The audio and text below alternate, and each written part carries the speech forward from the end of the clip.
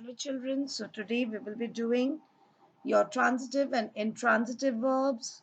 So children, at the very onset you should know what are verbs before knowing more of transitive and intransitive verbs. So verbs you all might be knowing are your action words. So once we know that verbs are action verbs, to find out what are transitive and intransitive won't be that difficult. And now this proper module will help you to know very clearly what are transitive and intransitive verbs. So let us move on to the next slide to see more of it. So first of all, when you're doing transitive and intransitive verb, you need to remember your subject, verb, objects. So these three things are very, very important. Now look at this simple example which I gave you. Seema is eating an ice cream. Now the three letters, you can see I have put it in different color. Seema is your subject. Eating is your verb. And ice cream in this sentence is your object. So these three things you need to remember when you are going to do your transitive and intransitive verb, because this will be based on whatever just now I have taught you.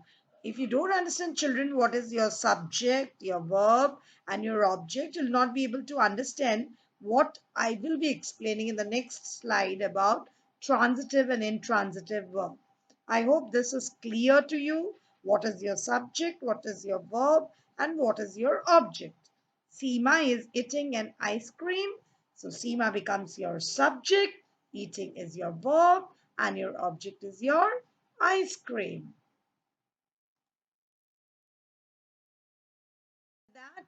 This will help you to do the main definition of your transitive verb. So I have given you very, very point wise, very clearly explaining you what is transitive verb. Action that has direct object to receive that action.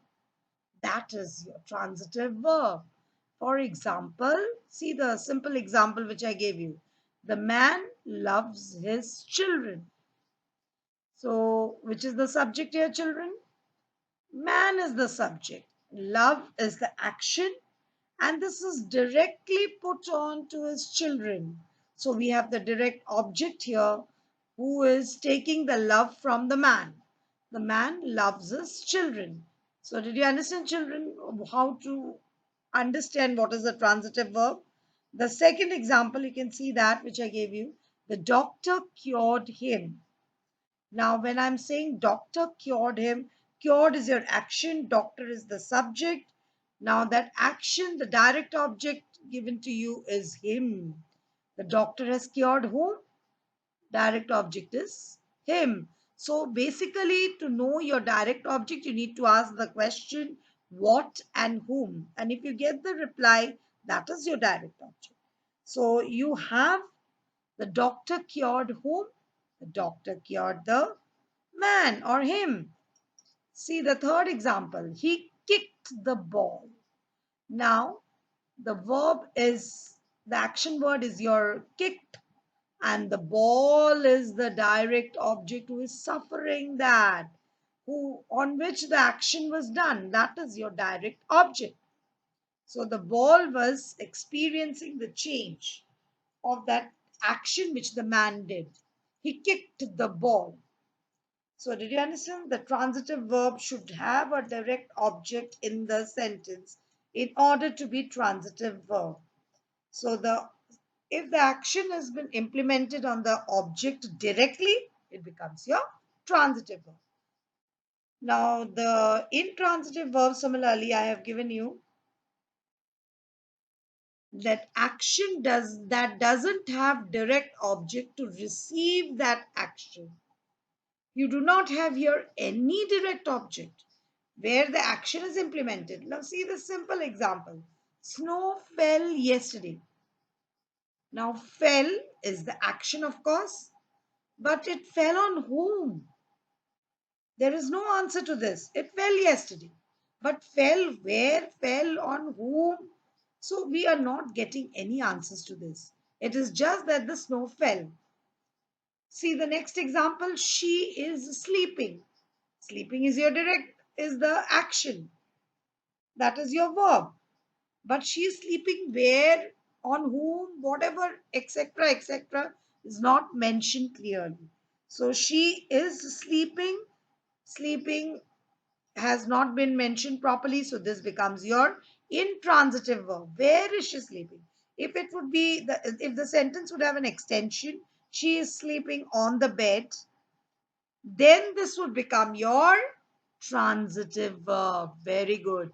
So you have understood now that if there is no object after the verb, it becomes your intransitive verb. So did you understand? Direct object and without any object. Now coming to the next one.